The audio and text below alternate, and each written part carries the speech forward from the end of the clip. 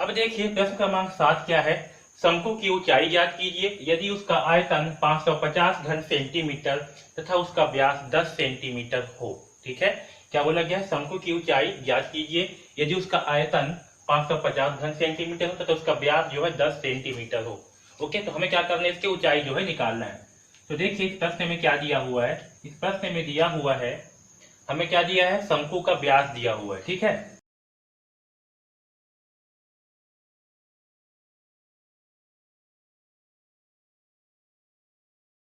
तो इसके आधार का व्यास क्या दिया है, 10 सेंटीमीटर। हम यहां से क्या कर सकते हैं, इसकी त्रिज्या का मान निकाल सकते हैं। तो त्रिज्या बराबर क्या होती है, व्यास बटे 2 होती है। व्यास का मान कितनी है, 10, तो यहाँ होगा 10 बटे 2 यानी कि 5। आर का मान कितना आएगा, 5। ओके, तो यहाँ से जो है शंकु के त्रिज्या का मान क्या आएगा, त्रिज्या यानी कि आर का मान आएगा 5 सेंटीमीटर। ओके,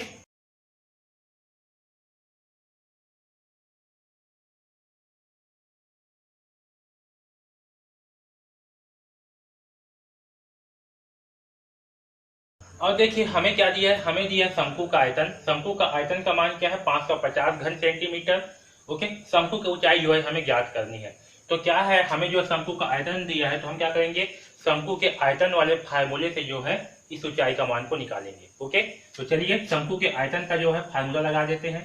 तो शंकु का आयतन, ठीक है, जब हमें आयतन दिया है तो क्या करेंगे, आयतन का फार्मूला लगाएंगे। तो शंकु के आयतन का फार्मूला क्या होता है, 1/3 पाई आर स्क्वायर एच।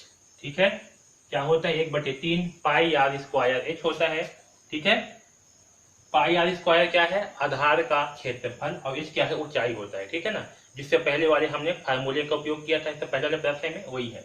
ओके, तो इस फार्मूले पे हम सारे मानों को रख देंगे। अब देखिए शंकु का आयतन क्या दिया हमें, 550, तो यहाँ नीचे में लिखेंगे 550 बराबर 1/3 इंटू पाई का मान क्या होता है, 22/7, तो यहाँ लिखेंगे 22/7 इंटू आर का मान क्या दिया है हमें, 5 सेंटीमीटर, तो यहाँ होगा 5 का वर्ग इंटू एच। हमें एच का मान निकालना है, तो इसे एच ही रहने देंगे। ओके, अब देखिए यहाँ पास इन सबको इस सब पक्षांतर कर देंगे, तो क्या मिलेगा, 550, रुक जाइए पहले, 1/3 इंटू 22/7। अब यहाँ देखिए यहाँ क्या है, 5 का वर्ग है, तो 5 के वर्ग का मान क्या होगा, 25, तो यहाँ कर देते हैं 25 इंटू एच। ठीक है, अब जो है इन सारे को इस सब पक्षांतर करेंगे। तो यहाँ देखिए यहाँ क्या है, नीचे में 1 3 और 7 है, तो ये जो बटे में है 3 और 7, ये कहाँ आ जाएगा, ये जो है इसके ऊपर में आ जाएगा। कहाँ आएगा, ऊपर में। तो ये होगा 550 इंटू 3 इंटू 7, ये दोनों कहाँ आएंगे, ऊपर में। और ये जो 22 और 25 है, ये कहाँ आएंगे, जो है नीचे में आएंगे। तो यहाँ होगा 22 इंटू 25, ठीक, बराबर एच।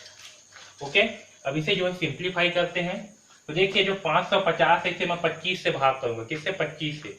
ठीक है, तो यहाँ से ऊपर से इस 550 को 25 से भाग करेंगे और नीचे में इस 25 को, तो 25 से कम 25। ओके, 25 दूनी 50, यहाँ 5 बचेगा, 25 दूनी 50।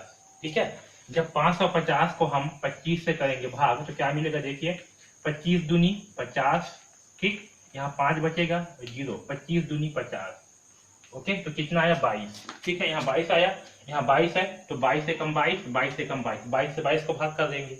ओके, तो क्या बचा यहाँ पास, इसे मिटा देता हूँ। तो यहाँ से हमें एच का मान क्या प्राप्त हो रहा है, एच बराबर 3 इंटू 7 बचा है ना ऊपर में, तो यहाँ होगा 3 इंटू 7, यानी कि एच बराबर 7 तिहाई की।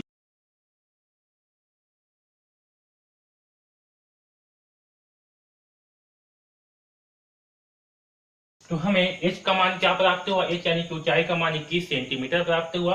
तो शंकु की ऊंचाई कितनी होगी, 21 सेंटीमीटर होगी। आया समझ में। तो इस प्रकार से जो है हम इस 7वां प्रश्न को हल करेंगे। ओके।